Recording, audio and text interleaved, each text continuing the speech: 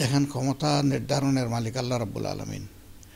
দেশের জনগণ যাদেরকে ভালোবাসবে, যাদেরকে মনে করবে যে দেশের জনগণের জীবন, সম্পদ এবং ইজ্জত নিরাপদ, যারা জনগণের ভোটের প্রতি সম্মান রক্ষা করে, তাদের আমানতকেও তারা হেফাজত করবে, জনগণ তাদেরকেই বেছে নেবে।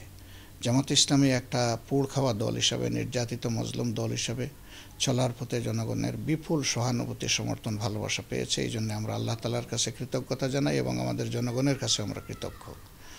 এটা জনগণ নির্ধারণ করবে আল্লাহ তাআলার ফয়সালার ভিত্তিতে।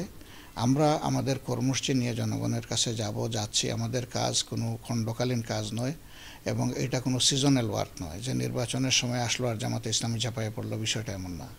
জামাতে ইসলামী ৩৬৫ দিনের প্রতিদিনই জনগণের পাশে থাকার চেষ্টা করে, যেটা মিডিয়া জগৎ আপনারা প্রত্যক্ষ করছেন। কিন্তু আমাদের পরিতাপের বিষয়টি হলো যে ১৫.৫ বছর আমাদেরকে মিডিয়াতে আসতে দেওয়া হয়নি, মিডিয়া আমাদের কাছে আসার হয়তো সেরকম সুযোগ পায়নি। আলহামদুলিল্লাহ, এখন এই পরিবর্তনের মাধ্যমে একটা সমতা সৃষ্টি হয়েছে এবং তার সুবাদে আপনারাও আমাদের কাছে আসতে পারছেন, আমরাও মনের কথাগুলো আপনাদের মাধ্যমে জাতির সামনে পেশ করতে পারছি। এই ইন্টারেকশন এবং আমাদের সামগ্রিক কার্যক্রম যদি অব্যাহত থাকে, জনগণই চিন্তা করবে যে তাদের আগামী দিনের সেবক কে হবে। আমরা শাসক বলি না, আমরা সেবক বলি।